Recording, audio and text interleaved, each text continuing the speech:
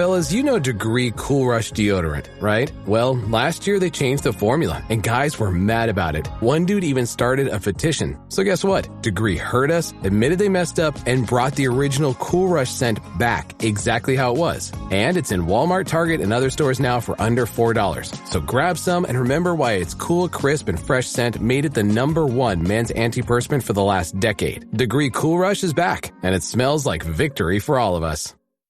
Auto insurance can all seem the same until it comes time to use it. So don't get stuck paying more for less coverage. Switch to USAA Auto Insurance and you could start saving money in no time. Get a quote today. Restrictions apply. USAA. Hilton brings you new ways to stay with experiences that let you capture the glory days. Introducing the Graduate Hotels. Each inspired by local college towns, these stays are always original and never boring. Get in touch with traditions all across the country and enjoy a stay that's a class above the rest. Book at Graduate Hotels with Hilton Honors Points at Hilton.com. It's a win-win. Hilton, for the stay. From the Fifth Quarter Studio in Madison, Wisconsin, you're listening to High School Hoops with your hosts, Steve Collins and Jake Steger.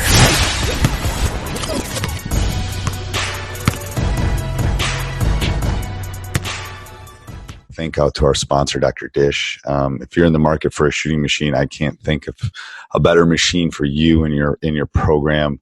They're sponsors of this great episode, and I would appreciate it if you go over and check them out. If you mention Coach Unplugged, you will get $300 off your next purchase. So I think that's a great deal that they have kind of given to our Coach Unplugged community. It's a durable machine. It's great. If you go and play around with it a little bit, between that, the app, and I was talking about it recently at a coaching clinic, and how it doesn't get caught. You know, some of the older machines, the balls would always get caught. They've kind of taken care of that by putting some metal down there, and it's great. So go over and check it out, Coach Unplugged. Mention us, and like I said, $300 off your next purchase. Also, go over and check out teachhoops.com for coaches who want to get better. 14-day free trial. Prices are going to be going up in October, 20%. So if you're thinking of going over and checking that out, to go do that now before prices go back up. And yeah, so if you like these podcasts, go over and subscribe and like them. This is a rewind one, but it's a good hour and a half of Rick and the Read and React. I think you'll love this. This has been one of the more popular ones. I'm gonna put 4 or 5 of the most popular ones up in October, because I think coaches really like to hear some of these, and they get kind of lost in the feed a little bit. So here we go, Coach Unplugged. All right, welcome to Coach Unplugged. I got Coach Torbett here. So I'm super excited about this from a couple standpoints. Selfishly, I started running Read and React about 3 years ago. So I'm looking at my list. I think I have like 6 specific questions about Read and React, but we'll get to that. All right, so Coach, I'm going to have you kind of introduce yourself, kind of talk about your basketball journey, and kind of what got us to the point where we're sitting here talking today. Right. My basketball journey began, let's see, I'll make this short and sweet. All right. There's not a lot there. There's a lot. Well, let's see, probably the pivotal point in my life was I was 6'1" as an 8th grader. Everybody thought I was going to be some big center, you know. Right. Yep.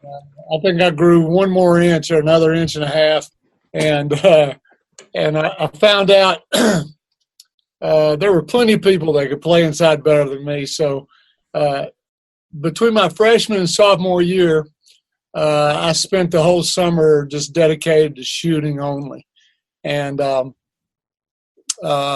kind of changed the course of my life. I wound up being a pretty good shooter, good enough to go on and play at the next level. You know, NAIA, played at Cleveland State Junior College, then I played at Bryan College. But there's a very valuable lesson there, especially for the youth coaches, I think, in the sense that I believe everyone should be a guard until they're about 14 or 15.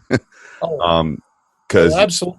Don't you? I mean, we can get into the positionless thing, but it's like everybody that's listening to this, I bet can think about that kid that grew in elementary school and was the tallest kid on the playground and then just stopped. We all can probably name like 2 or 3 of those kind of kids. And Steve, that is why I include that in the story. Right. I mean, it hindered me. The way I was pigeonholed early on through elementary and junior high, even as a freshman in high school. It's hard to overcome that, even if you're dedicated from there on. Because in college, I'm a 2-guard, and sometimes I'm a point. Right. And you're seriously hindered, and it's like I've coached guys that have played in the NBA. I've coached bigs, and it's like, yes, I just keep telling them, you might have to rebound more, that you're going to rebound at the next level, but it will help. If everyone can handle the ball, no one can press us, kind of things. But so then go ahead. So then I see you got into coaching. Yeah, I stepped right out of college into a head high school boys job in public schools in Chattanooga, Tennessee, Chattanooga Central and Little Wall High School. And then I took a job in Atlanta at a private school, small private school. And then after a few years there, I went to Holy Innocents Episcopal School because they were starting a school from scratch, a high school from scratch. Oh, really? Yeah, they were kindergarten through 8, and I kind of thought, that'd be cool to start, from the beginning. And hey, I can't blame anybody but myself, Right, yeah. You know what's coming, yes. Yep. So I was there for my last 11 years, and when I say that there's not much there, what I mean is, I think, I had good years and I've had bad. I've had, never won a state championship, but made it to the Final Four a couple of times, and quite a few. Somebody that's won it, it's lightning in a bottle. I'm convinced. It's like the kid that catches the firefly. Because my best team didn't win it. My best team had 3 Mr. Basketballs from Wisconsin, and we didn't win it that year, and then we won it the next year. Wow. Yes, I'm just it's not the best coaches, not the best team. It's about those 2 or 3 weeks where you just catch lightning. It's Hoosiers kind of thing. Yeah. But go ahead. I'm sorry. No, you're exactly right. And I've been on the losing end. I've been on those where I had my worst season was a 4-23. Yeah. That'll make you question everything. You become very humble at that point. Yes. I'm telling you, man. And I coached my hiney off, and I'll tell you, I thought I should have got Coach of the Year because we shouldn't have won those 4. Right. Oh, I tell people my best record, we were 12-10. My best coaching season in 30 years of coaching, we were 12-10 because we had no right winning 12 games. We had 0. So that's why I tell coaches, it's not. And I've told people this before. I think the problem with our profession is you're judged on quantitative values, because I see you're a math teacher. You're judged on quantitative values, not qualitative values. That's right. And as a coach, to be honest with you, I coach and teach because it's the qualitative things. It's not I want to win as much as anybody, trust me. But it's teaching young men or young women to become better people and life lessons and all that kind of stuff. And that is the problem with coaching, is that you've got you're judging success qualitatively, and people that might be controlling your job, right, and your livelihood are judging it quantitatively. Right. They don't. There's a lot of things they don't take into factors. Because I tell you, when I say I made it to the Final Four, that's hilarious. Because I've never made a shot. I never defended. Right. You are right. Some really good players. And I remember the first trip to the Final Four, the night we won a lead 8 to go to the Final Four. You get all the backslapping and all that, right? Yeah. And one guy, friend of mine, said, just kind of as he's passing by, he says, and now you're a genius. Yeah. Yeah, you know everything. You know everything. Right. Yes. It's tongue in cheek because, man, you just. Okay, so all right, so you're still coaching there right now? No. Okay. Excuse me. So there was a 2 or 3 year overlap in the early 2000s where a former assistant of mine wanted to start an internet company, sell DVDs, and I told him I would help and help him if he ever needed it. So he asked me for help, and he said, "I want you to do the basketball instructions." And I said, "Man, you're going to get like 3 sales. My mom, my dad, my sister. Right. Who am I? Right. And he said, well, he'd been with me for a while, and he said, I've seen you teach, and he said, if I can get people to view the material, I think your ability to break it down will bring them back. So, hey, why not, right? So I gave it a shot, and we started with shooting, ball handling, post play, one-on-one, just player development stuff. Right. And this is in the excuse me. This is in the early 2000s, and then we got a few guests on our DVDs. Back then, it was all DVDs. Right. Yeah. Well, I was talking to Brendan yesterday. It was hilarious because it's like him and I were laughing about. I remember when I had 2 VHS tapes and 2 recorders and play, record. To break tape down. It's like these guys don't know how good. I mean, now it goes up to crossover or huddle and it breaks it down. It's like, shoot, I'm still surprised I'm married, to be honest with you. All the time I spent breaking tape down, but. It was so time intensive. It was unreal. Yeah. And in one of my stories, talking about later as we get into the read and react, one year, I think it was 96, at the end of the season, I decided, hey, I'm going back and I'm statting all of my games myself. I wanted to see where all our points were coming from, try to categorize everything. Didn't want to depend on stats that some right in the bleachers kept up with and missed while he was eating popcorn. So and folks, I don't think they appreciate what it took to go back and take a DVD. I'm sorry, VHS tape. Right. In that time, VHS. Fast forward, rewind, pause, write down. Right. And there's more than what they don't understand is there's more than one thing going on when you're watching on a thing. It's like there's a rebound, there's an assist, there's a turnover, it's like yeah. There's no iPad to hit a button and just right. Right. Yeah. Oh, something like a huddle or crossover, that would have just been awesome. I tell people it saved my life. It saved my marriage, saved my life. I'm not in the basement anymore breaking film down.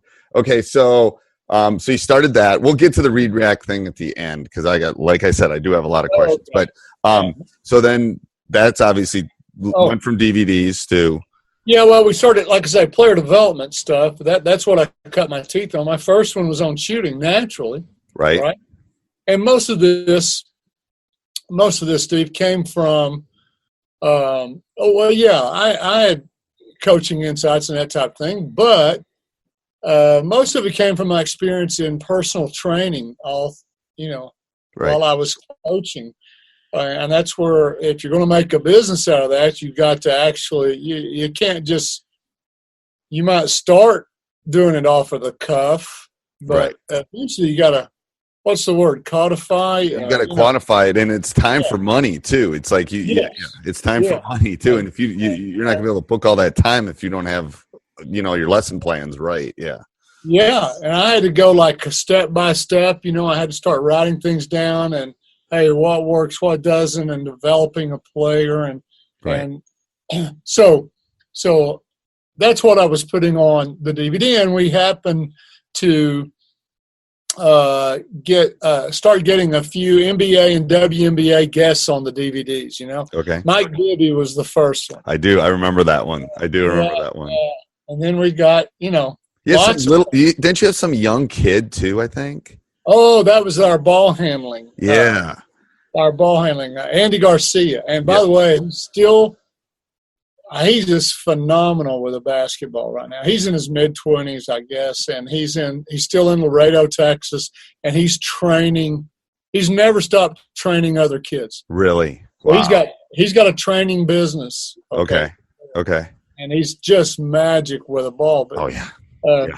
I remember him. The thing is, the great story behind that is I had one DVD out shooting, Now I'm still coaching at the time. And in the summer, I have this guy from Laredo. It was Andy's dad, Andy Garcia. And he's, hey, could I convince you to come out here and train my son for a few days, maybe a week?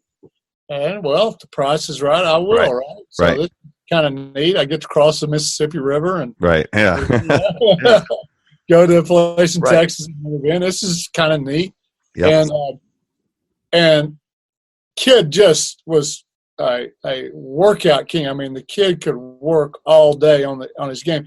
But when I saw him handle the ball, I said, I made a guy on the phone, called my buddy and said, hey, I know what DVD number 2 is. Yes.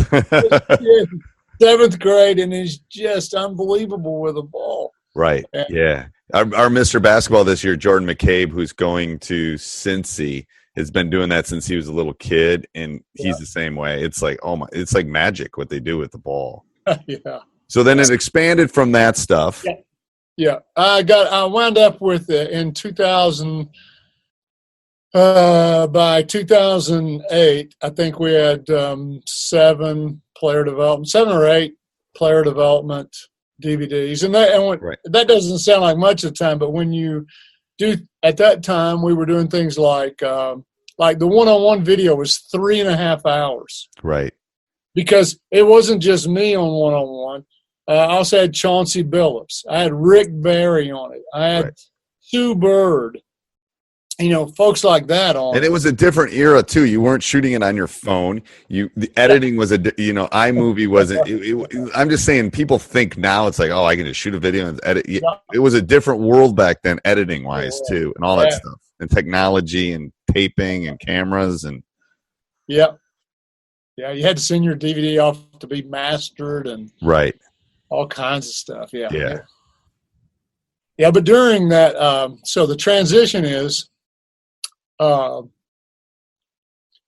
Back in 03 and 04, in that same place, Andy Garcia in Laredo, Texas, had put together a camp where he had recruited 15, just handpicked players from everywhere, a couple of European pros, about 5 or 6 college players, and the remaining 10 or 8 or 9 were high school, but they were from everywhere. I had a kid from Greece and Michigan and just from all over. And they all came with a pedigree. You know what I mean? Like they were the best. It was a 4-week camp. Oh, geez. Yeah, by the way, Steve, never do this, okay? I've gone to the PGC camp. I've gone to Mono's camp to watch, and I'm tired after 4 days, and I'm just watching. We were so ambitious. So we lived in the same motel, hotel. Right. And our schedule was from 9 to 6, 5 days, and then half a day on Saturday. Yeah. And the kids went at night. They went to the local workout gym, physical gym, to do to be trained in weights and speed, agility, quickness, and that's crazy. First of all, youth is wasted on the young. I'm telling you, I used to do that stuff. I'd go from camp, I jump in my car, I go to the next camp, I jump in my car, I go to the next camp. It just makes me tired thinking about it. But poor kids, man. About middle of 3rd week, they got 1 gear. Right. I mean, they're just about toast. But we did all. You do all the player development stuff, and then you come back from lunch. We had to take like a 2-hour for lunch. Right. We had to, and for them to recover, and then we'd come back for another 4 hours, and we always finished it with clock and referees and games. And he had the owner of the camp had scheduled. I'll give you an example. He had scheduled the 2nd-tier Olympic team. Mexico's Olympic team to come across the border and play us. Wow. So I'm going like, okay, what am I going to teach these guys? Flex? Right. Right. These are all every one of them's like a gunslinger. Like, right. hey, They're all the best players on their team. Yeah, they're all the best players on their team. That's right. And so I'm thinking, what am I going to – and that's where the Read and React was birthed. And what I saw there just made me a believer. Let's just put it that way. Right. And so just from a historical standpoint, so that's when you came up with the idea. Yeah. When did we get to the point where you felt confident that you actually had something that was, I mean, because like anything, there's the first light bulb and then there's the last light bulb. Yes. I didn't even have a name for it in 2003. Right. Okay. And see, I was going back to coach at that time. Right. Yeah. You're just trying to keep the ship moving. Yeah. Here's what's so weird is it was at that time that the company Better Basketball just took off. Okay. I mean, woo, took off. My partner said, look, we got to either fish or cut bait, because you've either got to go full time if we're going to make a go at this, or he can't do it by himself. And so I said, man, I put together this system that, I'm absolutely convinced. Well, anyway, so I was not able to take it back to my team.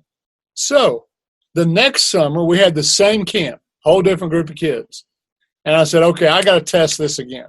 All right. Right. Maybe it was a function of the kids, right? Right. Yeah. You don't know. You're experimenting. Yeah. Right. So this time I went in, I didn't have to discover it. Right. I went in from the beginning, right? And it's like, holy cow. So as soon as that 4 weeks was up, I called every friend that on every level of basketball still coaching and said, look, I got something. Don't even have a name for it.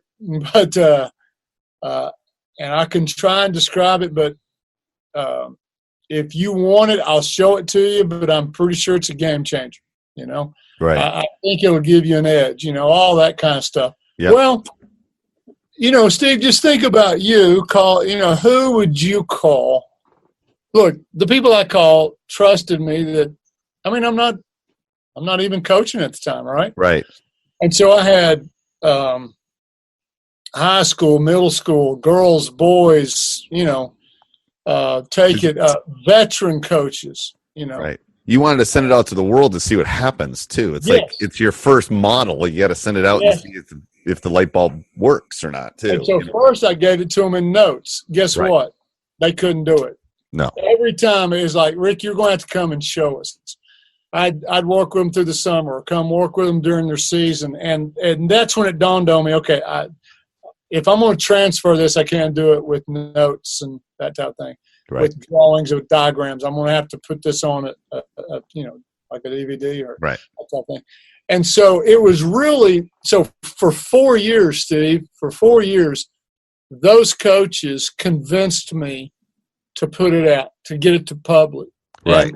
And one of them, he's retired now, Buster Brown. He had about the best girls record in high school in state of Georgia, all classifications during the 90s, won a state championship. And he said, Rick, I don't want you to, because I've got an edge now. This is right. But let's face it, he said, you've got something that the community needs to see. They need to get a hold of this. Right. And of course, the feedback that I was getting from these coaches was opening up, was just making me see other things. Right. Okay? So that's the thing, is you got to put it out there to see. Yeah. Yeah. Yes. And, you don't see it all at one time. Right. You don't. I mean, I'm not smart enough. You can't. You can't see the trees through the forest sometimes. You're so. I mean, I've started small businesses too. You're so like this. You're so narrow. People are listening, aren't seeing this. I'm putting my hands over my eyes. You're so narrow-minded because you see one thing, but there's 6 other things going on that you just can't see. Yeah. Right. And something. This coach would teach it this way, and this coach would teach it that way, and another coach would call me and say, something. I found if I taught this first, then this became easier. I was just getting all that kind of feedback, And I thought, all right, listen, I had another friend that said, if you try to wait until it's perfect, you'll never ship it. Yes. Yeah. Because nothing's ever perfect. Yes. That's right. He said, hey, ship it, get it out there. And I really am not trying to be, this is not a case of false humility. I really sincerely believe, and I still do, there are coaches that are just so much smarter than me on so many levels. If I could just get it out there and get it in their hands, they would see things that I didn't see. Right. And maybe we could all stand on each other's shoulders and kind of change the paradigm. This was kind of my vision. Right. This is kind of what motivates me. Motivated me then, motivates me now is the vision of, something, I may be able to impact the game for kids and coaches in a very positive way. Maybe make the game.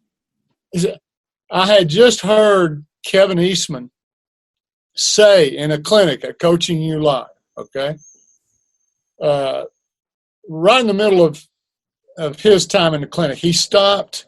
Usually he's on the move while he's talking. Right. You know how he does. Yeah. And he just stopped and kind of, did this looking off into the wild blue yonder, and he said, look, let me tell you where the game is going. The game is headed where there are no positions.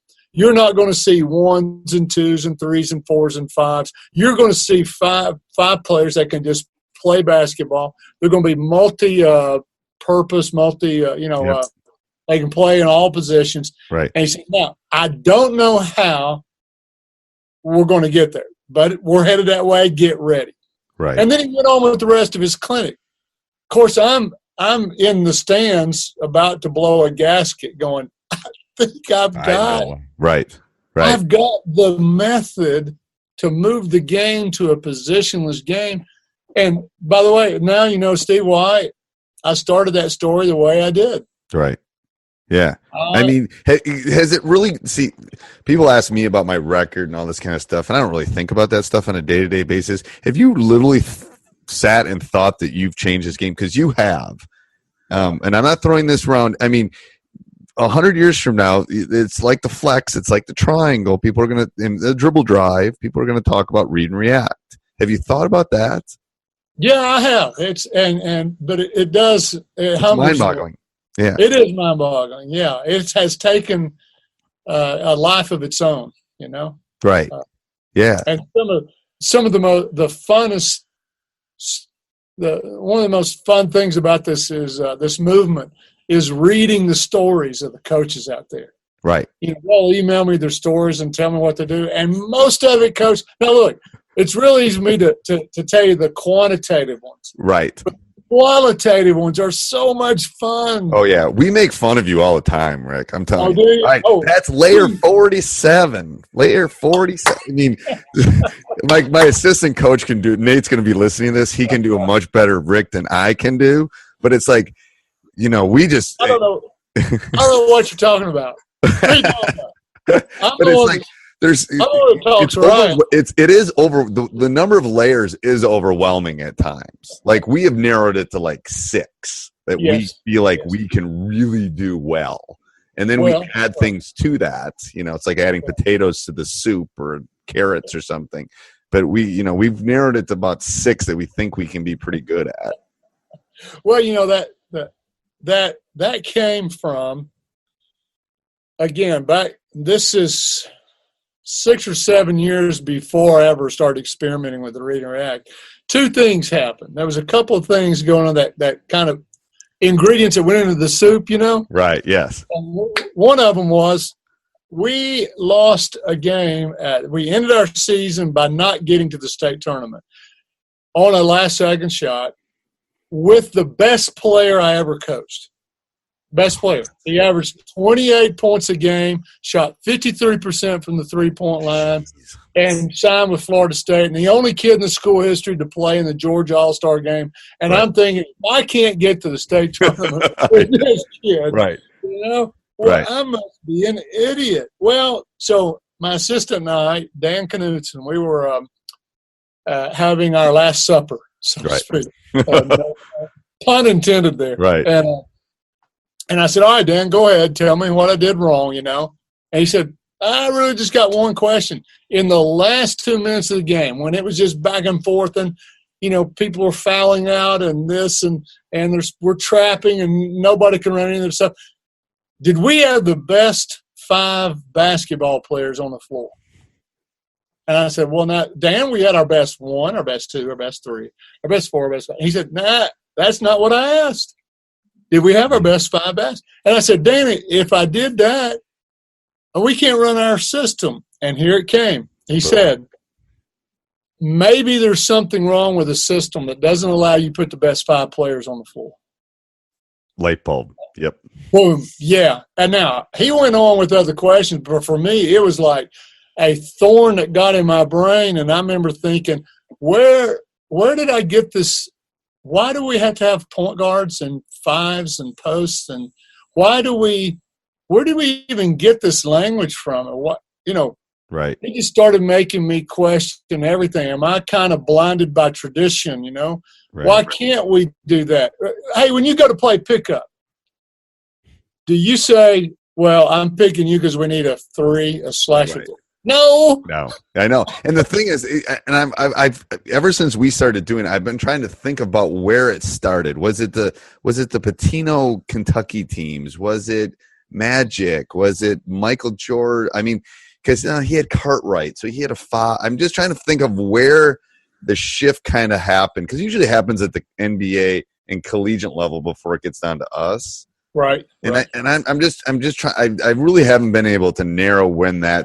Because if you look at Villanova, you look at the teams that were in the NCAA this year, it's like there's obviously some big boys out there that are probably quote unquote 5s, but they can all shoot, they can all handle the ball, they can all pretty much play anywhere. Right.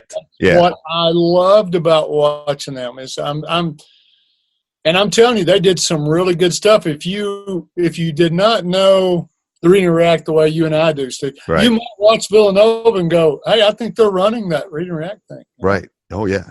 And you got to be able to shoot the ball, though, too. Made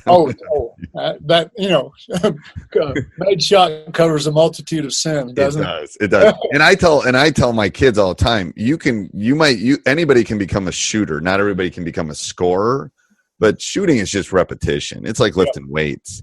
You just got to get in and do it, All right, so we'll do this out of order. So I'm going to ask you my read and react question. All right. And then we'll go back. All right. So off-season recommendations. Do you have off-season recommendations for people that run read and react? Things that you can do. Well, you just named it. I mean, yes, because as you know from experience, the read and react will create shots for you all over the floor. Yeah, layups, inside, 3-pointers, 2-pointers, you name the type of shot. Right. And getting good shots, good quality shots is not the problem. It's that ability to put the ball in the hole. Right. That's what. Do you have a shot clock in Georgia? No. No, so we don't either. So there's times that we'll come down and it takes us 45 seconds to get one, which is crazy. And that might go into the second thing. How do I promote variety in decision making?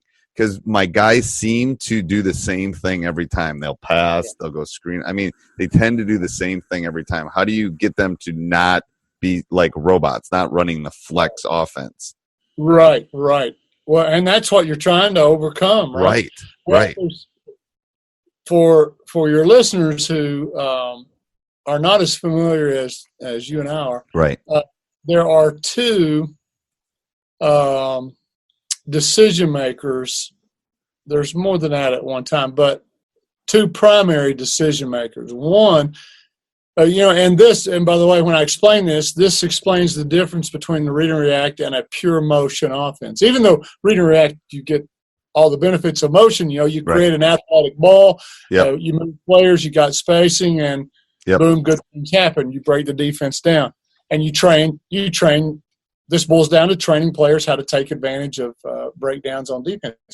But the difference is in read and react, the ball handler is the decision maker. Everyone else, as you know, must hold their spots, watch you, see what you do, and then they react with the one thing that we've all drilled them to do based on what's being done with the ball. If you drive right, they do something. If you drive left, they do something. If you blah, blah, blah, okay? And that way you don't have 5 chiefs out there, right? You've got one chief. Yep. And then, so that's one I want to discuss with you. The other one is, if a player gives up the ball, if they pass anywhere, an easy one would be somebody brings the ball up and they pass it to the wing. Yep. Right. And cut, right? Yep. And read and react, again, the difference between a motion offense and read and react is that player must cut to the basket. Right. Okay. Not just cut anywhere, but to the basket, because they are our first scoring option. Okay. We're going to put pressure on the rim, but the moment that player's feet hit the lane, we allow them to become an independent decision maker. That's when we give them decisions back. Hey, Coach, I hope you're enjoying the podcast as much as I am. Please go over and check out teachhoops.com for coaches who want to get better. 14-day free trial, one-on-one calls, office hours. I just came back from a clinic. We have all sorts of new stuff that's going to be going up. We have youth clinics. We just filmed an hour worth of youth defense. We're going to do the same thing. We're going to do some on-drill stuff with that. We just came back from Atlanta and did a whole 10 hours worth of some of the Hall of Fame coaches from the Atlanta, Georgia area. So go over and check it out. Prices are going to be increasing soon. So if you're thinking of getting in, get in now. Prices are going to be increasing sometime in October, 15 to 20%. So I hope you're enjoying this. Back to the podcast. At the point of the pass, no, they've got to cut. Right. But as soon as their feet hit that lane, if they've not gotten the ball, they can do a number of things. You name it, and of course we've got a layer for it. We do. But really, it's just all of the things that you could do in basketball without the ball if you were in the lane. Right. Yep. I could post up. I could screen for another post player and then get myself open. I could go back screen anybody on the perimeter. I could set a pin screen. I could use a pin screen. I could set or use a brush screen if another cutter's coming. This just goes on and on and on and on, right? Right. Now, so back to for the listeners listening, there's one decision maker with the ball that trumps everybody. But there's at least one other decision maker making decisions that could affect the next action, and it's that player who is either stopped and posted up in the lane or is cutting through the lane. Right. Okay. So now to your question, Steve. Right. Decision making. Okay. So first we got to talk about which one are we talking about, ball handler or the one cutting through the lane. Well, I think after they get rid of the ball, they tend to do the same. They cut, but then they tend to do the same thing. They'll either screen away or they'll they get very, when I've charted it, they get very robotic. And the kid that posts up is the kid that posts up. He's not the kid that sets the back screen, or he's not the kid that brushes it. How do you break them of that habit? Okay. Great question. Great coaching question too. But I'm going to give you an analogy from jiu-jitsu. It's a wrestling type of submission sport that my instructor would teach one particular move. Okay. Yep. And of course, there's a counter move to that your opponent's got to do, right? Right.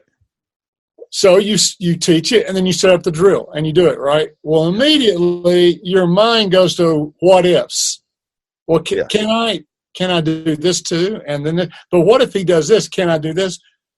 Very well. The instructor would never let us go on. Okay. Okay. Now there's a few really gifted people. LeBron James is one of them. Yes. That could go, I can see all of the options here and choose the correct one based on my opponent. But for the rest of us mere mortals, my instructor would say, no, I want you to do this one, this particular move, or this particular counter to that move over and over and over and over and over and over. And then once we could do it without thinking, Then he went to the next one and said, okay, here's your next one, because that one's going to get stopped. So here's your next one, and I want you to stay here and drill and drill and drill and drill. And, of course, I resisted and stuff, but over time, all of the options became habit, based on how my opponent is playing me, right? Well, analogously, I think you must give, and you could give all the cutters the same one, or you could customize it. Joe, when your feet hit the lane, I always want you to do blank.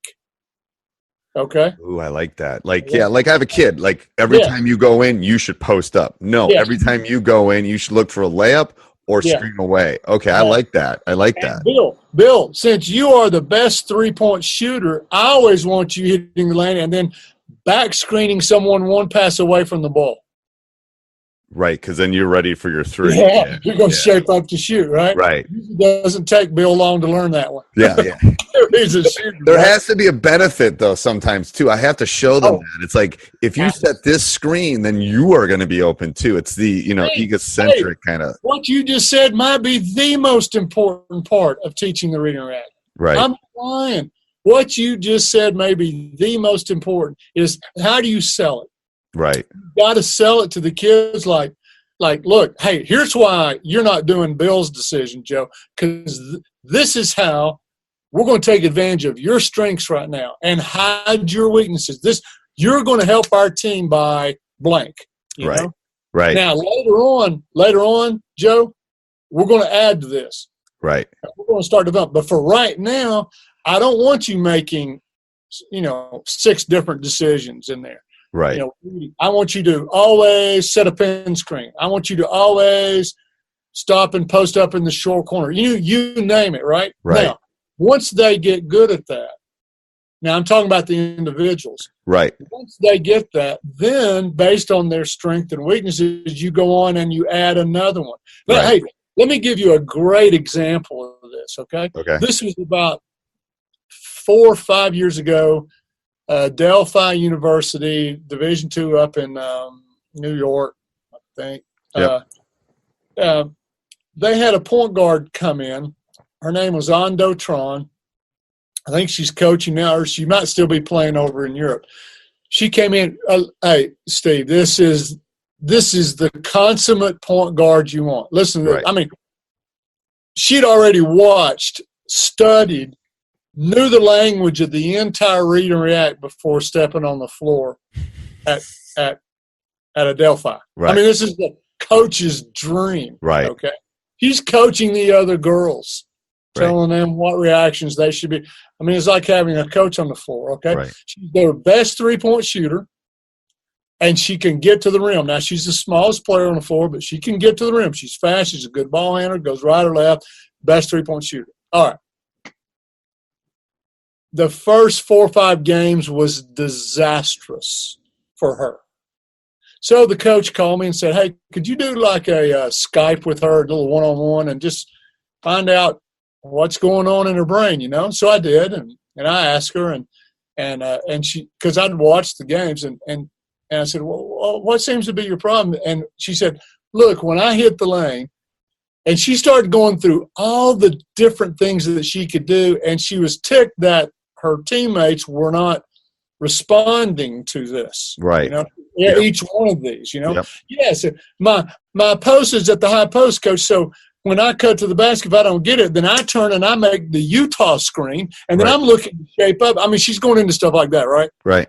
And her center doesn't know what the Utah is. You know what I mean? Yes, it's simplifying the layers, yes. Yes, so she was just paralyzed by all the things and why aren't they? And I said, okay. And listen, I'd love to tell you that was brilliant here, but this was a shot in the dark and it worked. And I said, hey, let's try this, and then we'll get back together later. And I said, let's simplify things. I said, you're the smallest on the floor, right? She said, yeah. I said, well, I'll tell you what, when you hit the lane, I only want you to do one of 2 things. One of 2, just 2 decisions. On the first one, go set a screen for your post wherever she's at. Now, they played their post everywhere. Right. High post, 4 corner, mid post, weak side, strong. I said, because they will not want to switch that, right? Right. Yep. Big, little with you, they will not want to switch that.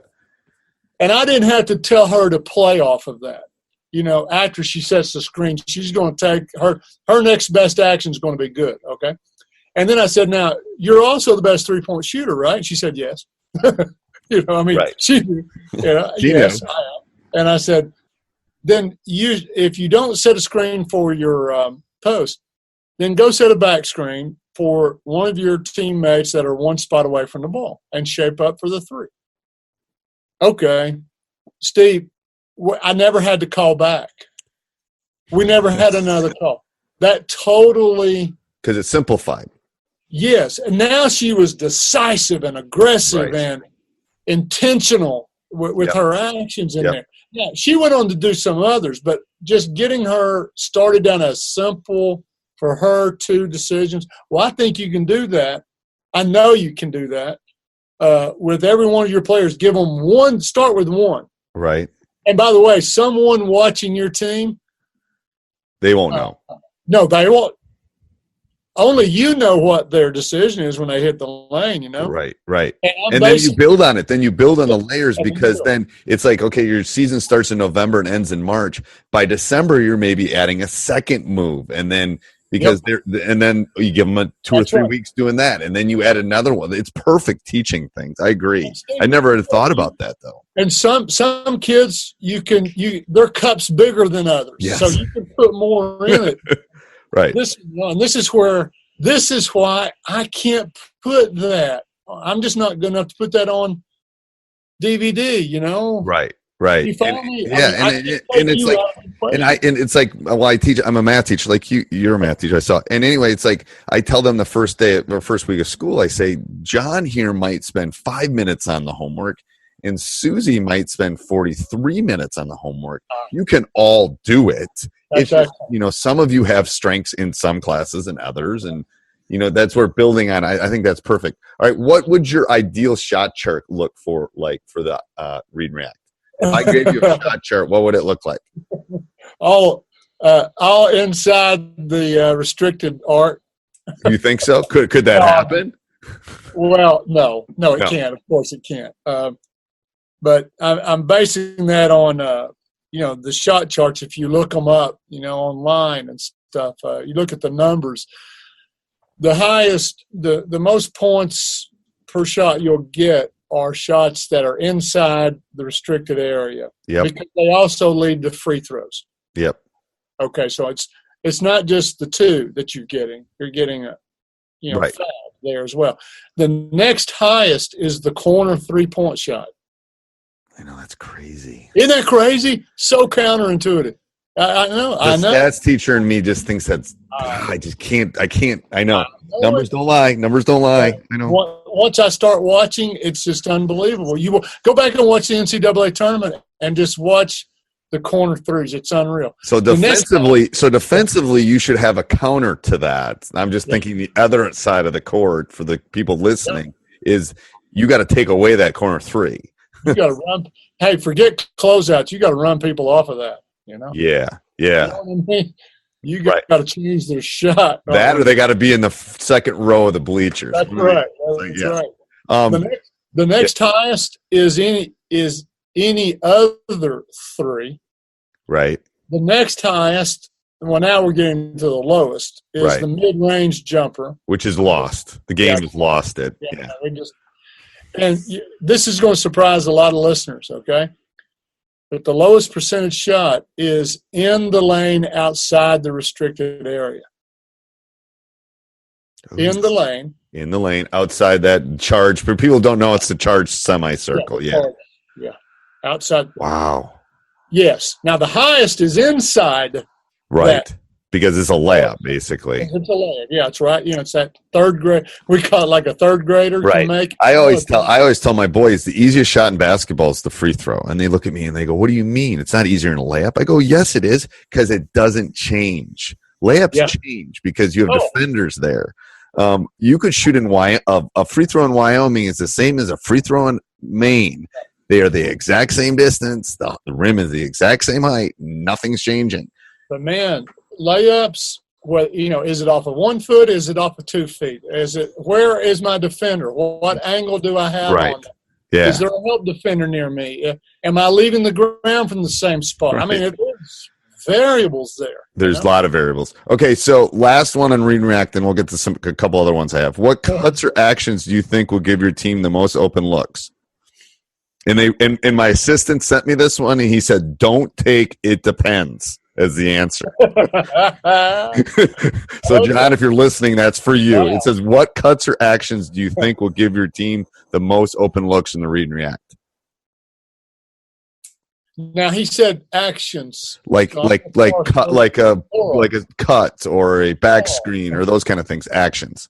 Okay, so he's not saying one action. Okay. No. Okay, good. Yeah. Good. I don't think I can answer that. No, but he says the ones you think are the best for getting good looks. All right. Okay. I think it is.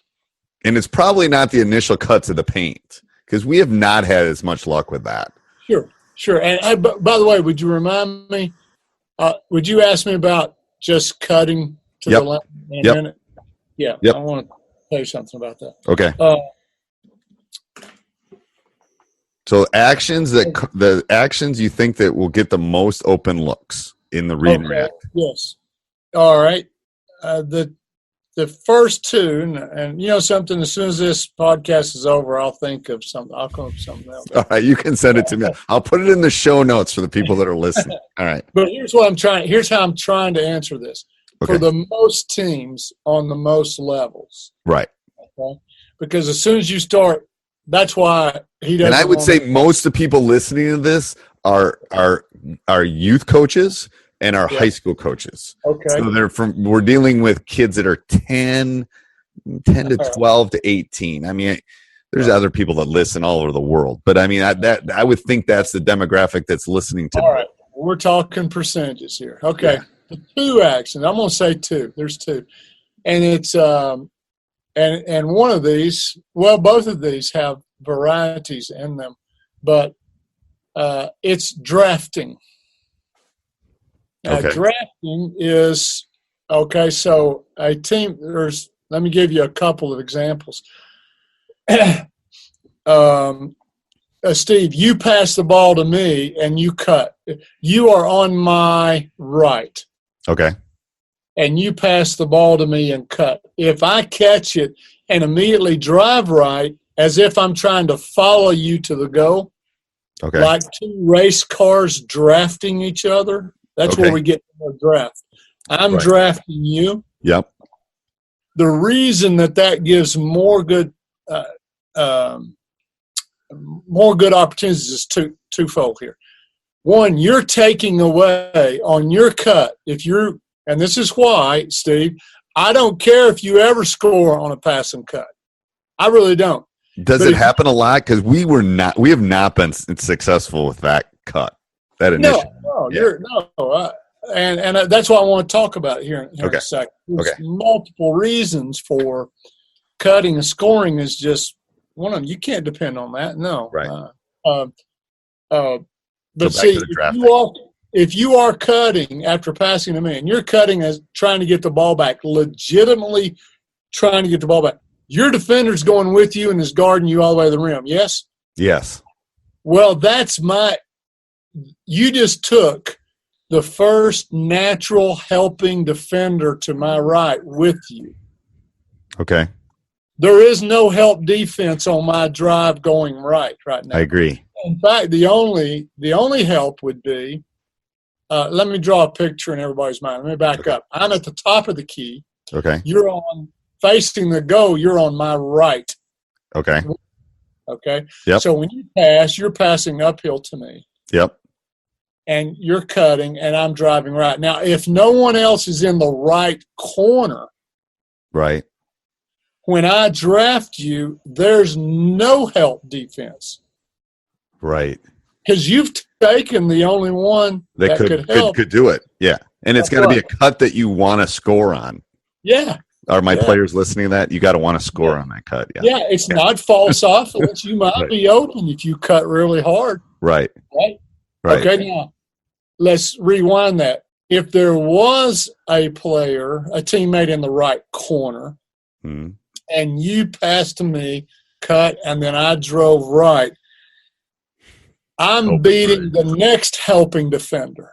And even at high levels, you and I know who's supposed to rotate in there and help. Right. But you know they don't get there. They don't. 9 times out of 10. Now, let me back this up. I'm drawing a picture if you're drawing this out, right? Yep. Okay, so let's back up again. You've got the ball on the wing. You throw uphill to me. You cut. Now, the moment your feet start moving, Steve, doesn't the guy in the corner, isn't he supposed to start filling up your spot? He's supposed to rise up. Yep. He's supposed to start.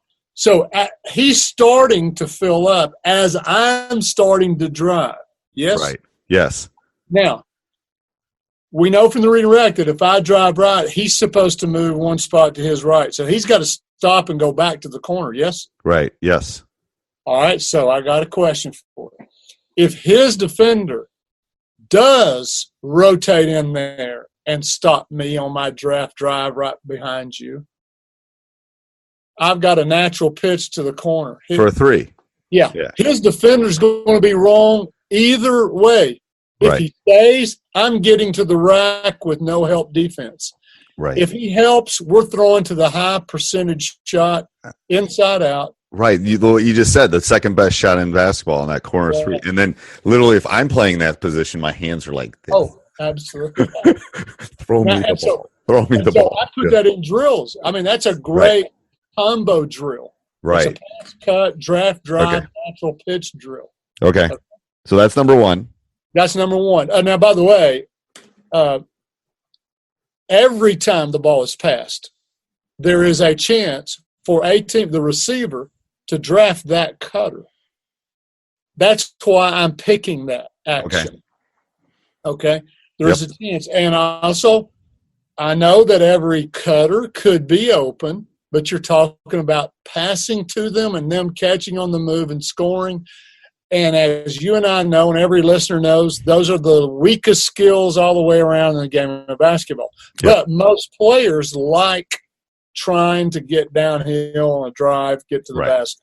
They're all practicing that. And and you know what? Okay. And I got a question I got to ask later. But you know what? They and they'll get the foul call. I've noticed that the driver tends to get the foul call too. Oh, absolutely. Yeah. Absolutely. You just lean in on the person. Right. You know, as long as but the cutter doesn't. That's what we've noticed, that the cutter doesn't they tend to hold and bump and do that to the cutters. And that doesn't get called. That is I wish the whole officiating association could hear that. Amen. I'm telling you, that's my biggest harp. It's like, why can you hold when he's cutting and I can't run my offense? Right. I mean, I literally say I can't run my offense if they're holding my guy cutting to the basket.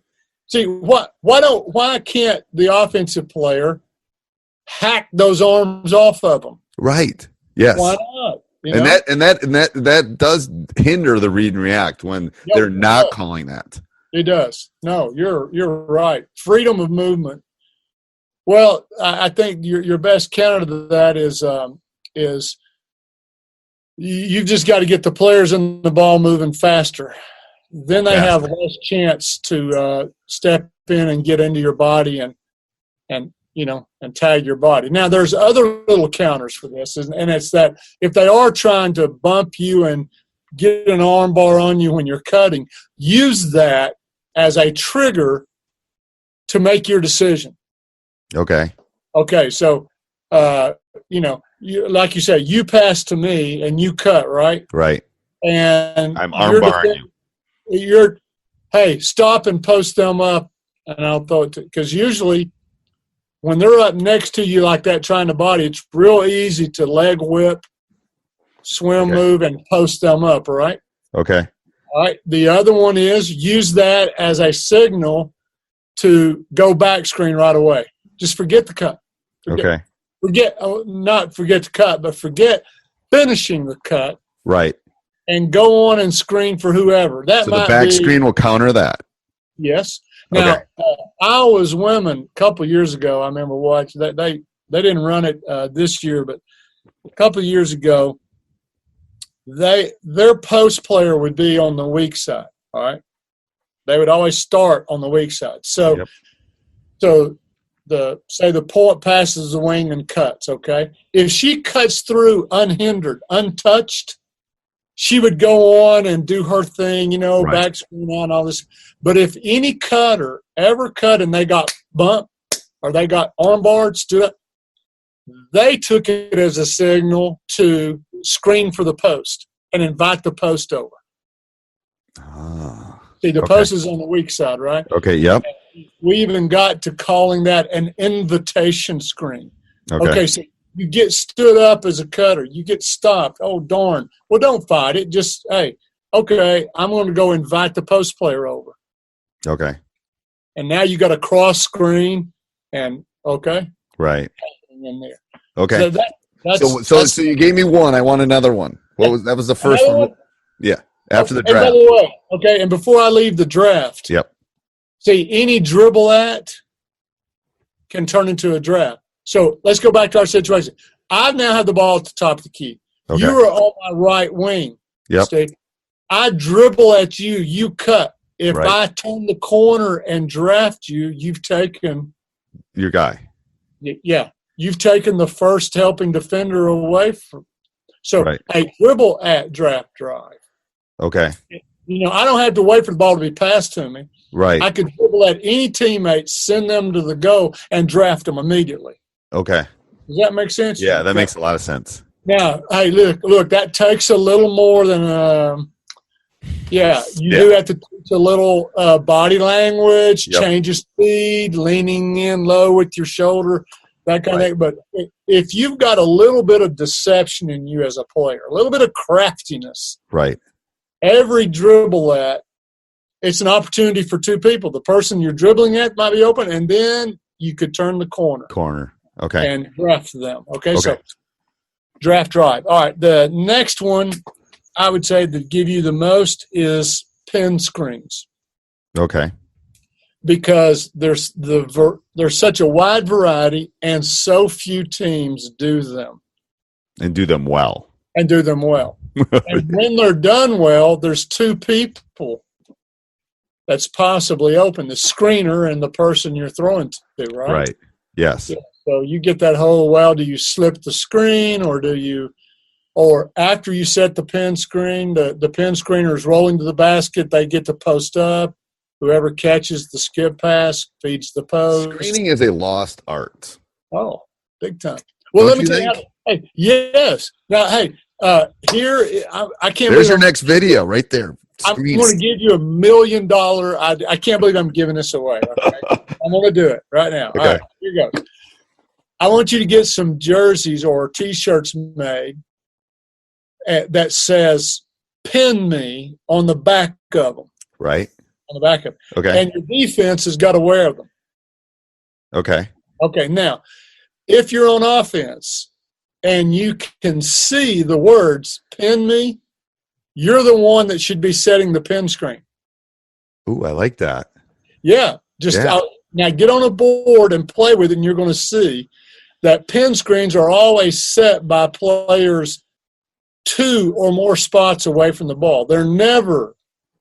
It's never the responsibility of a player 1 pass away. Right. They're reading the ball and reacting quickly, right? But players that are 2 or more away, they have an angle and they can see if the defenders are helping and sagging. Right. And they'll see them from their back. That's why I say. That's great. There's your Hey, I'll give you my $1 million idea.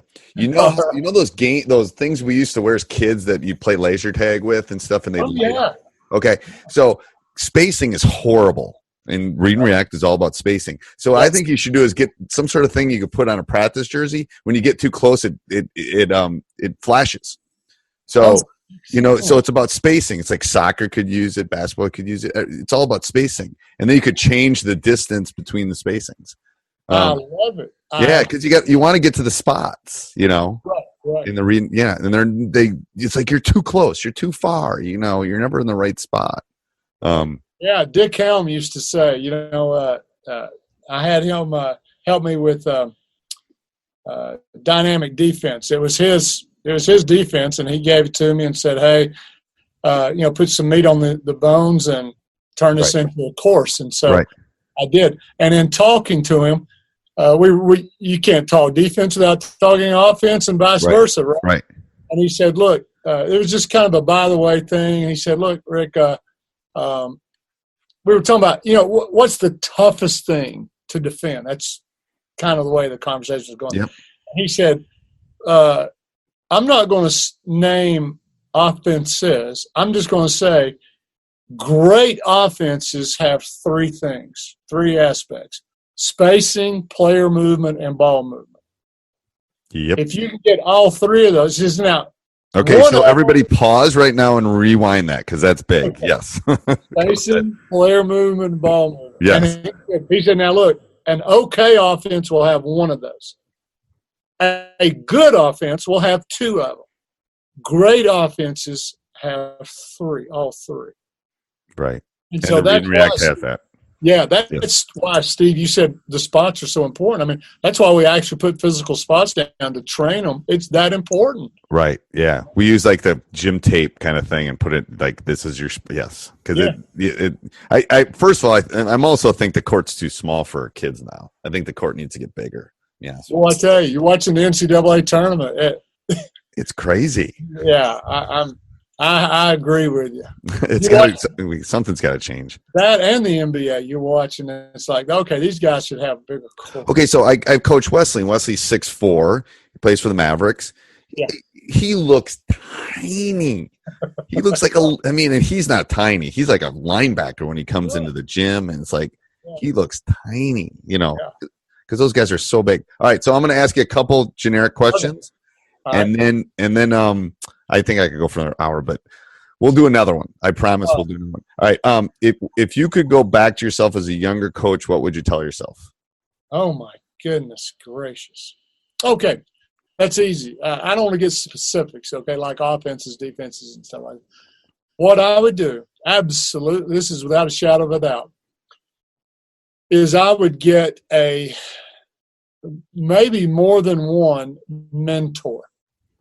And when I say mentor, I mean someone that comes, maybe a retired coach. See, I think we're very guilty in the basketball community of getting enamored with youth. When there are coaches that, at the point of their retirement, they've got a lifetime. They've forgotten more basketball than at that time.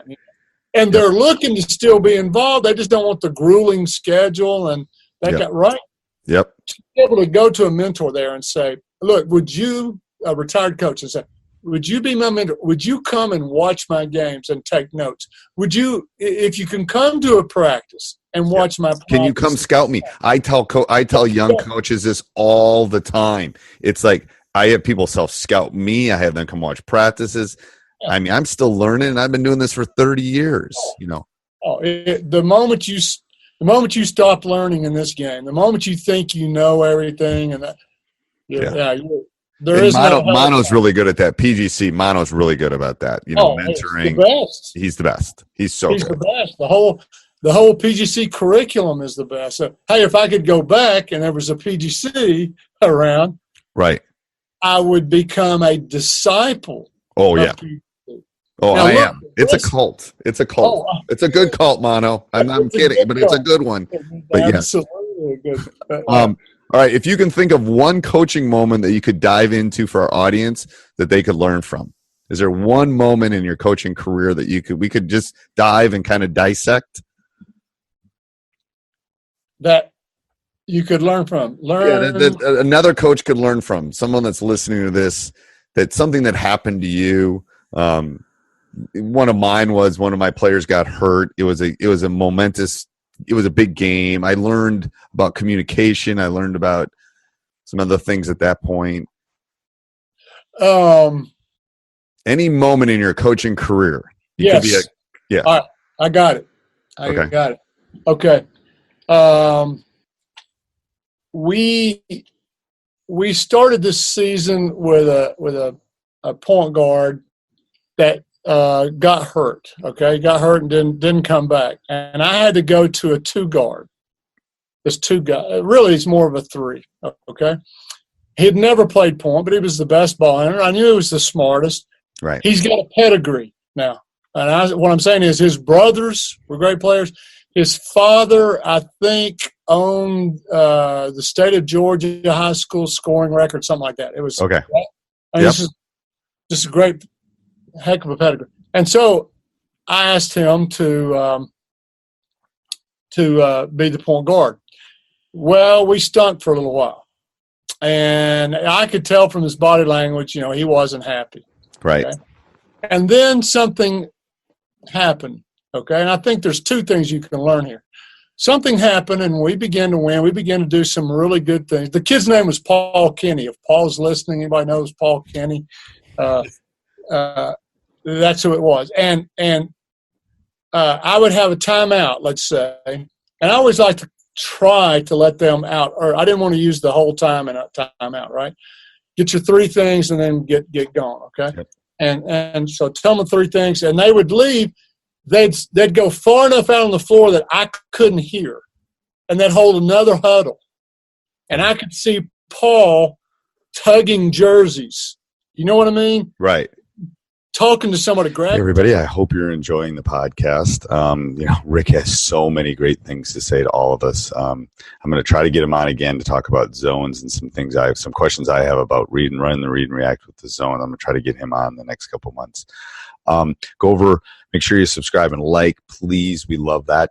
If you're looking for some free resources, go over and check us out on Teach Hoops on YouTube. We have thousands of videos over there. If you're looking to take your coaching to the next level, now is the time to get in, teachhoops.com. 14-day free trial. Prices are going to be going up anywhere from 15 to 20% in the next month. As soon as the programmer and I get everything kind of situated, I thought we were ready, but we're probably in the next 2 or 3 weeks. We got to get everything uploaded. We got to transfer people over. But go over and check it out, teachhoops.com, for coaches who want to get better. Let's get back to the podcast with Rick. Somebody grab, not mean, right? But, just reaching and holding the jersey, saying something. I never knew what he was saying. I didn't know if he was repeating what I was saying, if he was making, okay. But he started holding these little miniature, us 5, no more, coaches not in here, team not in here, us. Right. And I noticed that started happening.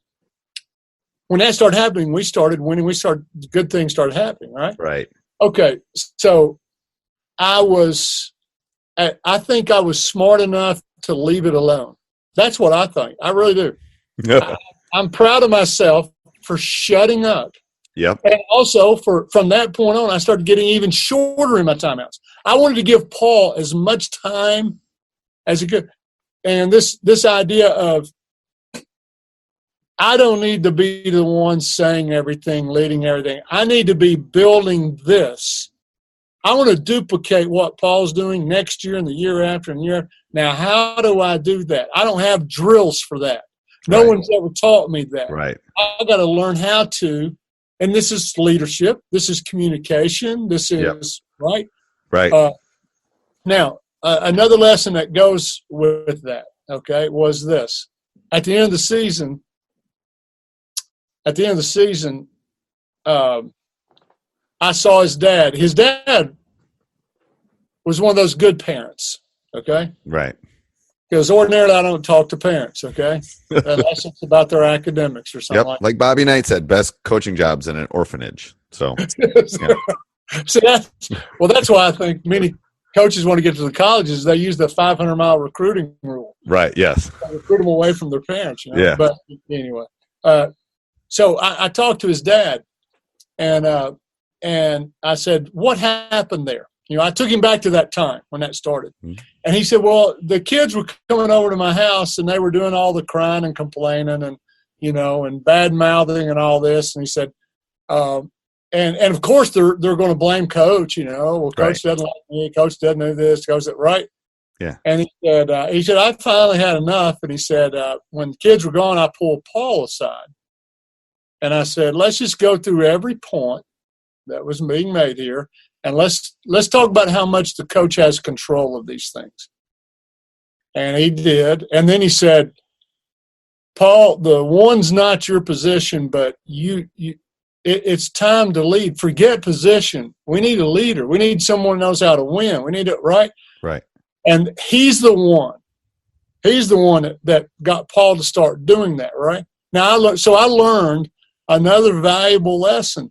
If you can find that jewel of a parent, right, that can work with your team. And by the way, I mean, he met with the team.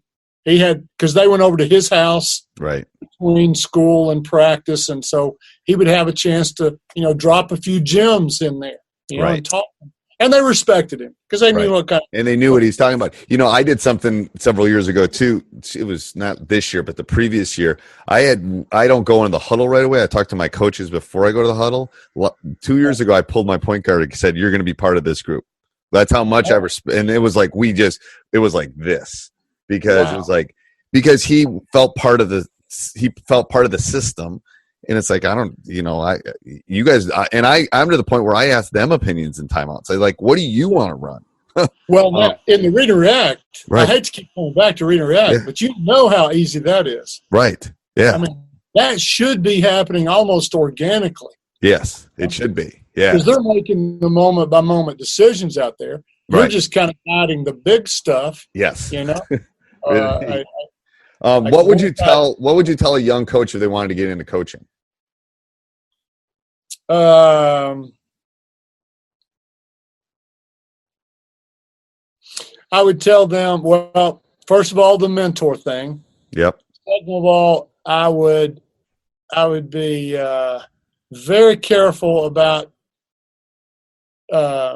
just taking a job for taking a job. Now, sometimes you do, but I understand that. But you need to hitch your wagon to someone that you can learn from.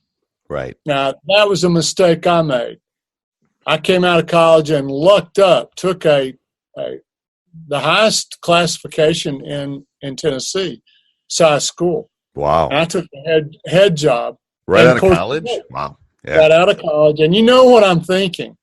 I'm 23. What do you think you're going to win a state title? Is what absolutely. Well, of course. They know. I know more than everybody. Someone who appreciates my knowledge of the game. They know I don't need an assist. You're young at that time. It's like, I know how to play. I must know how to coach. And just got my head handed to me. Holy cow. Yeah. So I started trying to surround my assistants were coaches that were back in those days. They were coaches that had been former head coaches, getting close to retirement. That's who I was surrounding myself with. Your circle is really important. I tell people your circle, and you can see, I mean, be a student of the game. These are basketball books or not basketball books, but there's John Gordon books. But I mean, there's all sorts of good books back here. Well, that'd be the second thing. You just stole it from me. Is that I coached. Well, it wasn't until about 1988 that I, when I moved to Atlanta, I decided that, something, Rick, you've been trying it your way based on experience and your playing days and all that kind of stuff. And let's face it, I'm basically doing most of the stuff that my high school or college coaches did. Right. That's what you do. Yeah. That's what you do, right? Oh, gosh. My high school coach ran the flex. Guess what my first offense was? You're saying I should expect different results just because it's me doing it? Right. Come on. Right?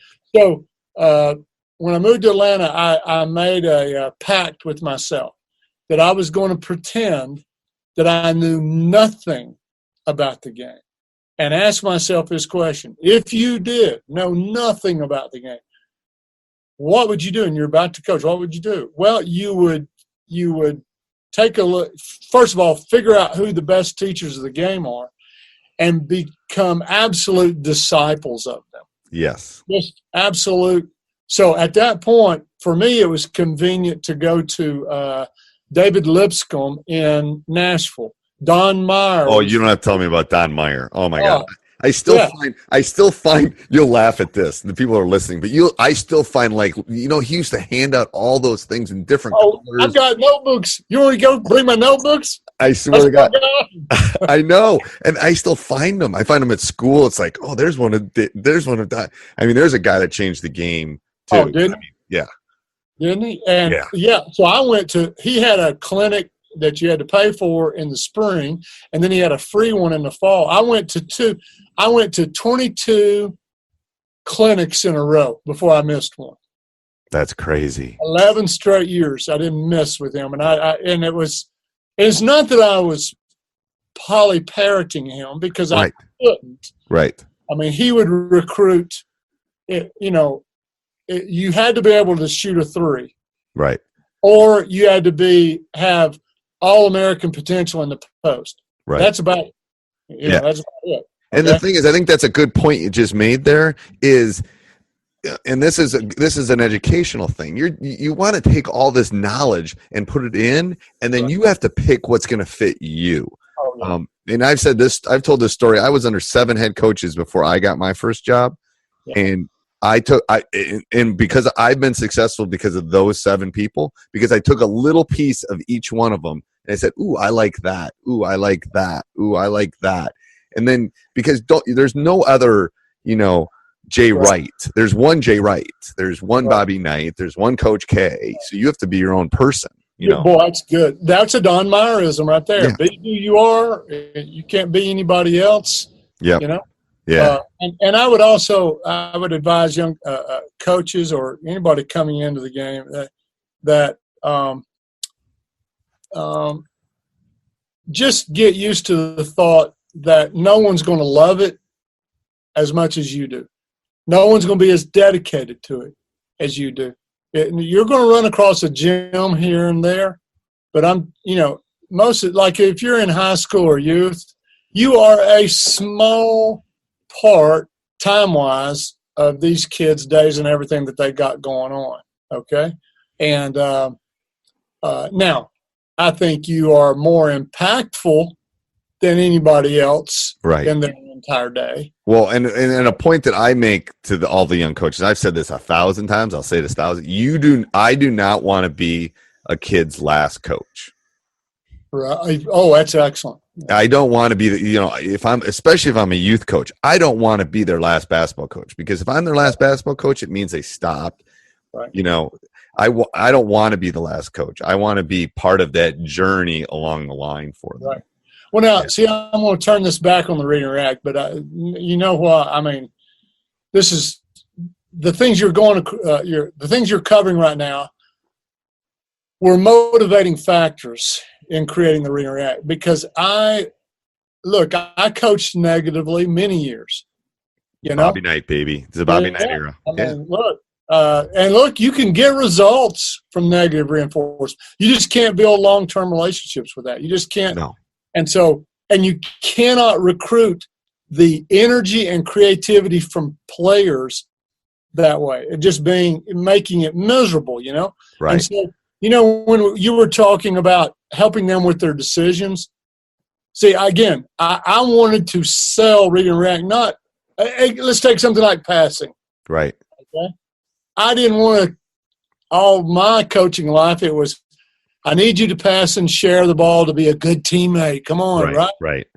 Yeah. And in the Read and React, and of course you're fighting when I say that, you're having to fight at the same time.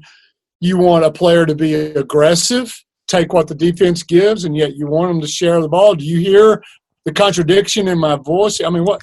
Right. You hear this contradiction in this message? Right. How does a kid decide, should I run the play or should I, no one's between me and the goal. Should I take it and go? I mean, right? If I turn it over, coach is going to, yank me for not running the play.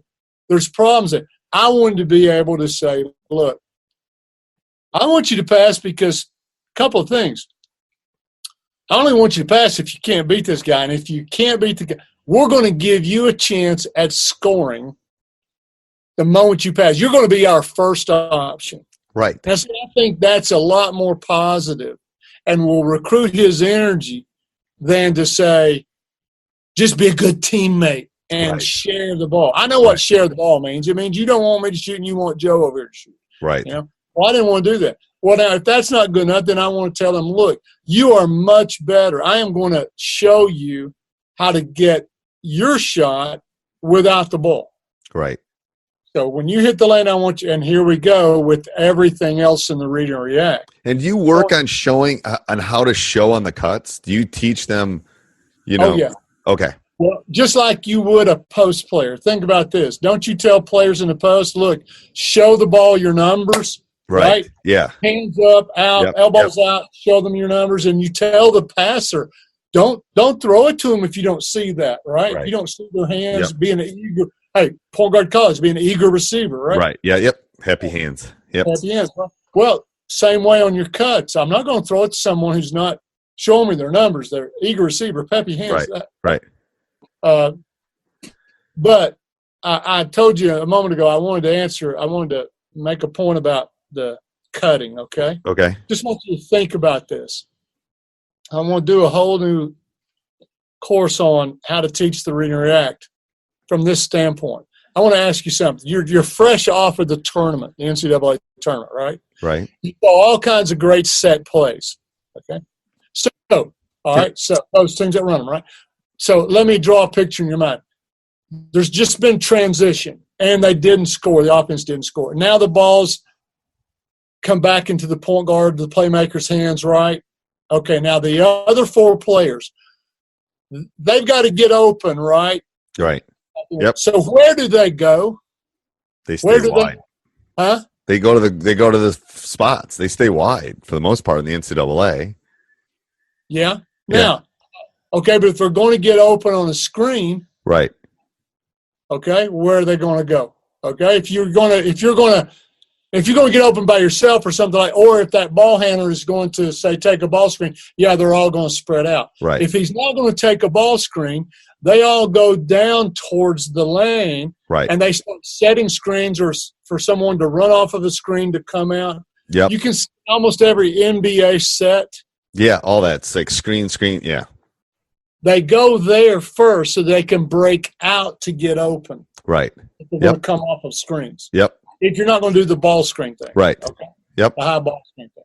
High ball screen thing, you're exactly right. They're all going to go out on the perimeter. Right. If not, if you're going to get a down screen, if you're going to come off of a double, so everybody starts going to the lane.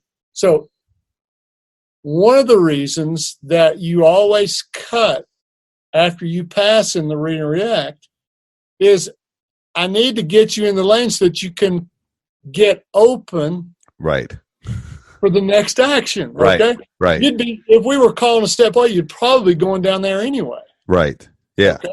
So you cut down there. Now you can either get open on your own. That's called filling out for us, right? Yep.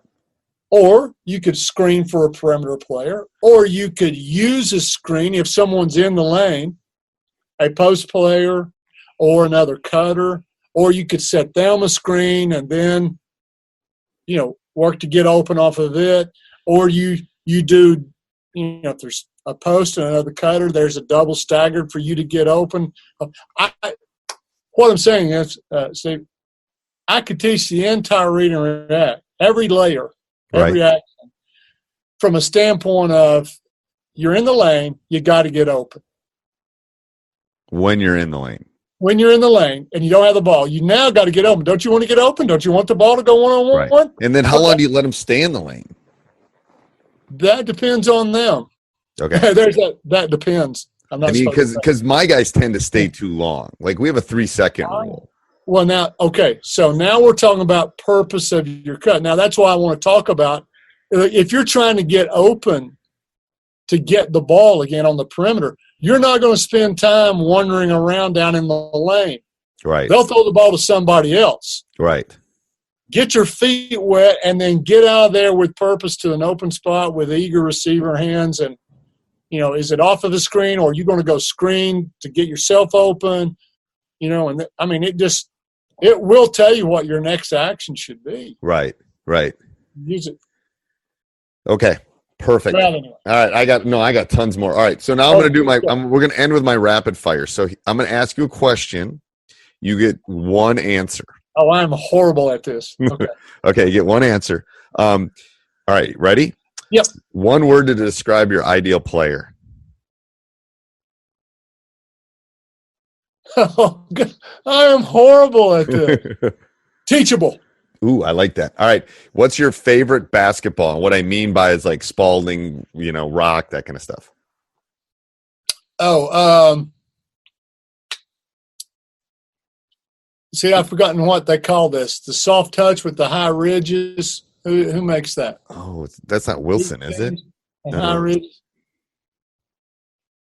It's not is it the Rock? I want to say that, yeah. Okay, the Rock. Kids like the Rock a lot. All right, if you could go to one sporting event in the entire world, what would it be? Oh, gosh, man. One sporting event? Yep.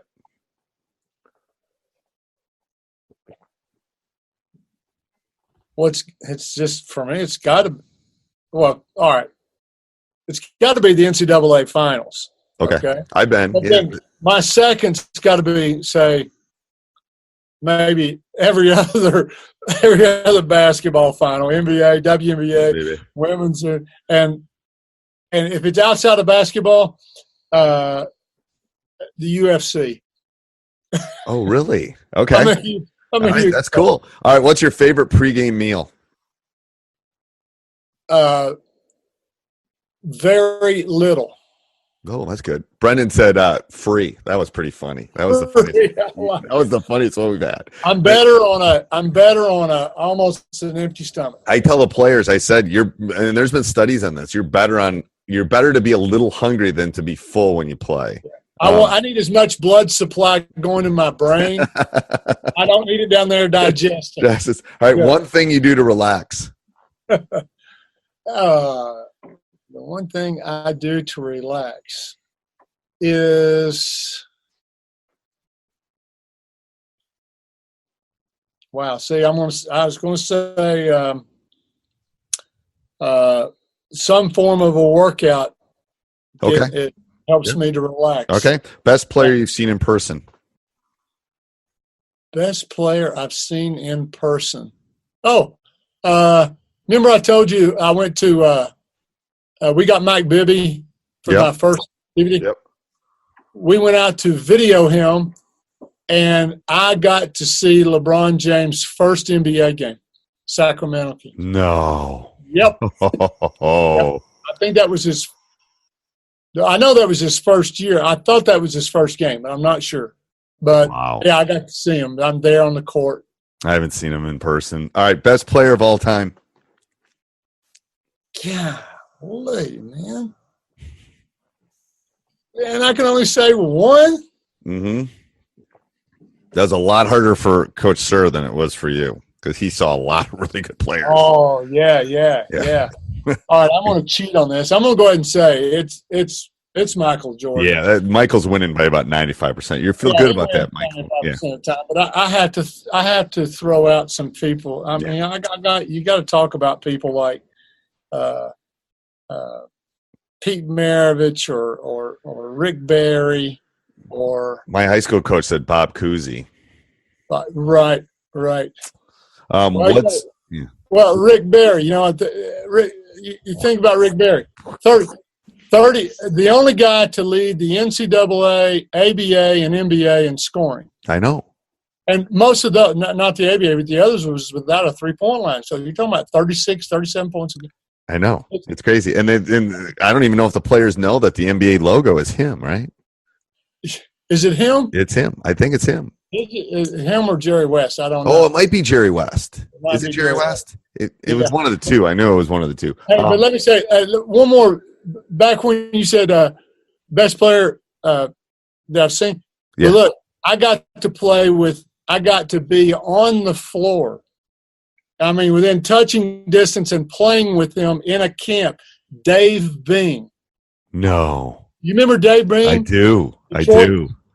Yeah, Dave Bing. I was telling Brendan, I saw when I was we were talking about how it used to be with 5-Star and Blue Chip, those two camps. Yeah. That when I went to Blue Chip, I got to see Akeem Olajuwon play Larry Bird 1-on-1. Oh my gosh! I know. If it was nowadays, we'd all had our phones out and stuff. No one had, what's one thing that helped you become a better coach? One thing that helped you become a better coach? One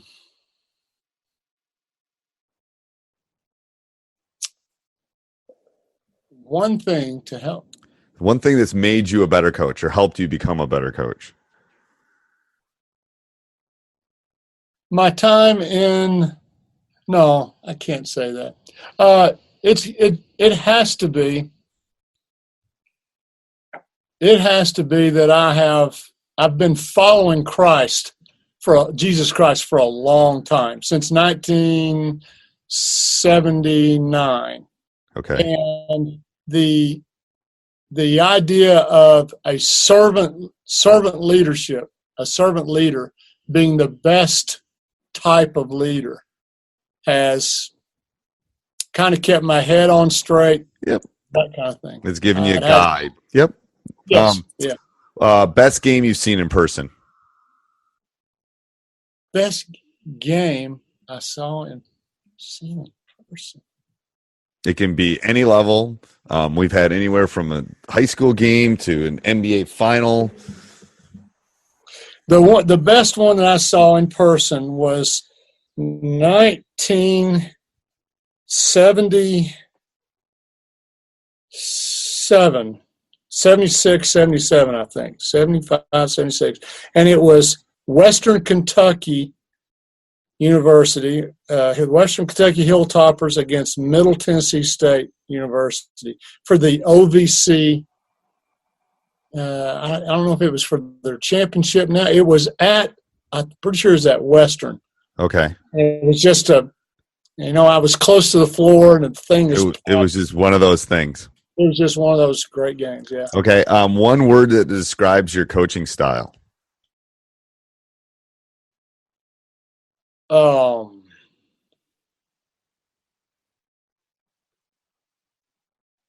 Passionate. Okay. Top bench player of all time. Oh my gosh. I feel like I really feel like I'm pulling teeth, Coach. I'm sorry. I told you, I am the world's worst at the best bench player of all. Oh, hey, how about the kid from Villanova? Yeah, what's his name? It's yeah. Okay, we'll go with that. Well, best coach of all time. 30 points in the finals? I Come know. on. Crazy. Hey, but there's a prime example, especially for the young coaches out there. They dug up his tweets from when he was 13 or 14. And he's been taking heat for that. Can you believe that? Get out of town. No, yeah. You go on USA Today. There's a big article about it today. Yeah. There's some, he was 13. He's making some bad decisions, saying some things he shouldn't say. And, oh, yeah, they're digging it up. It's out there forever. All right, best coach of all time. Best coach of all time. Yeah. Don Meyer. He'd be on my list. One book you would recommend. See how hard that would be for me. Yeah, I know. And the only reason I say him over John Wooden is I knew more about him. That's all. Go ahead. What? Yeah. One book you'd recommend. For anything. It can be any book. I mean, that you would recommend someone read. It's been everything. We've had everything. Okay. Well, I've already more for a coach. What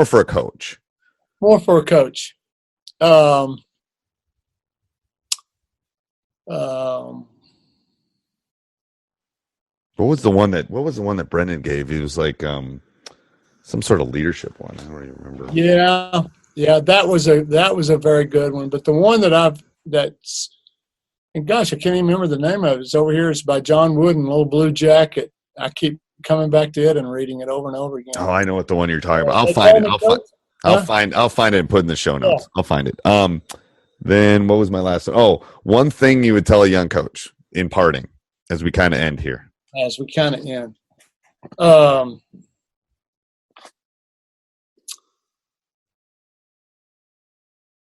Some advice. Teach. Let that be the tagline, under your name. Let that be what the kids say about you when it's all said and done, that this was one of the best, if not the best teacher that I've been under. And that will cover, that's a big umbrella. Notice I didn't say teacher of the game. Right.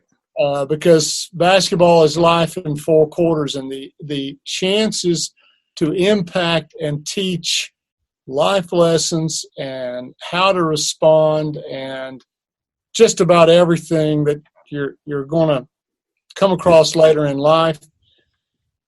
Don't miss that opportunity to teach.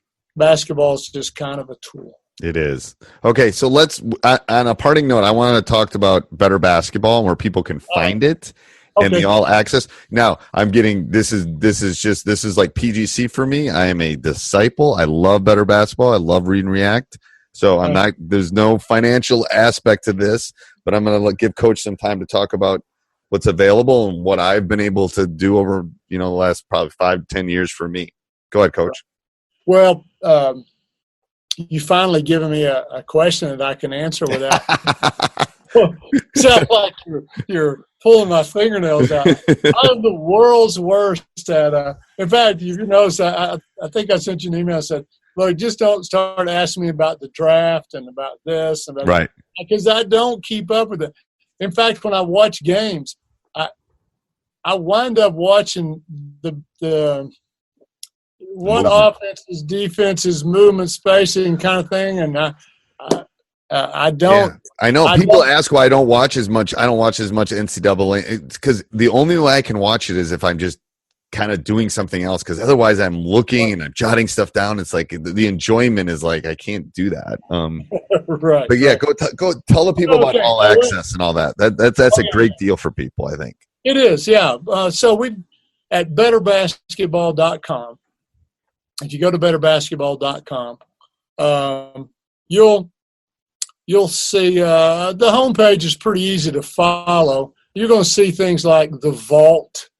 That's just where we hold all the videos I've done in the last 16 years. And you're going to see all access. There's a chance for you to kind of explore around. But let me give you the bottom line here. I got about 1,500 videos. I think it's I don't know how many hours that is. I've forgotten now. But like I say, I've been doing this now since 2001. So you said, and the thing you sent me, it said 1,500 videos totaling 140 hours of instruction of coaches and players. Yep.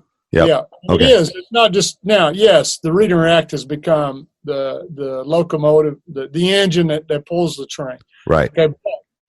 I've got quite a bit of stuff there on player development. There's a lot that I'm going to go back and redo and attack and that kind of thing. But you were talking about all access. Right. A few years ago, we noticed, when you get a certain amount of videos on there, a new coach comes on, let's say they buy the Read and React, okay? Well, I'm also wanting him or her to watch the practice videos, right. The one-day practice, and then, developing the Read and React player. That's a player development one, and I'd also like them to watch this and that. And it's like, gee whiz, I got to make this easy and financially easy. Right. Yep. And so we came up with an all-access pass, which is $249 a year. Right. And for that, you get to watch everything that's in there. And I don't think people take this into consideration. And anything new that comes out. Right. It's just automatically in the library. You'll get notified that something new's coming. I just put 64 3-player drills in there. Okay. In the vault, which is the best way to teach the game for anybody that's listening. It should until they're like 10, they should all be playing 3-on-3. But go ahead. Yeah. And I'll be adding another 50 drills here, hopefully by June or something like that. So pretty soon there's going to be about 114 brand new drills in there. But if you're an all-access member, you're just going to get an email saying, hey, here's what's new in here. make sure you don't overlook it. Right. And it's Netflix. You're giving them Netflix. Yes. Yeah. Yes, it is. Yes, it is. And it's if you were to buy 2 courses, say the reading react and something else, you've already spent more. Right. You would have spent in all access. Yeah. So it's a better deal. Well, I really 2 things, Coach. First of all, thank you so much. I hope to do this again at some point. And you have won the record for the longest. This is going to have to be 2 podcasts. You have won the record. I think you and I could have talked forever. Well, we could. I enjoyed it. I did. You're really good at this, and I'm not, as you can tell. You're awesome at this. Are you kidding? You're great. And it's truthful. Read and React has been awesome for our program and helped in our success. And you've really made a difference in the game. So we really appreciate that. I appreciate that. Thanks. If I can help coaches, that's all. That's everyone defines what success is, right? Right. Yeah. I'm only successful if you are. So. All right. Thanks, Coach. Hey, everybody. I hope you enjoyed that as much as I did. Rick has so many golden nuggets. If you're liking these podcasts, please go over and subscribe and like. We would appreciate that. It really helps us in iTunes if you do that. If you're thinking, like I said before, if you're thinking of joining, if you're listening to this in 2022, it's going to be too late. Prices have already gone up. But if you're listening to this in October of 2018, go over and check out teachhoops.com before prices increase. So have a great October. I hope you're not having, I have not been outside raking leaves yet, but it's coming. So have a great rest of this week. Bye. This podcast is part of the Sports Social Podcast Network.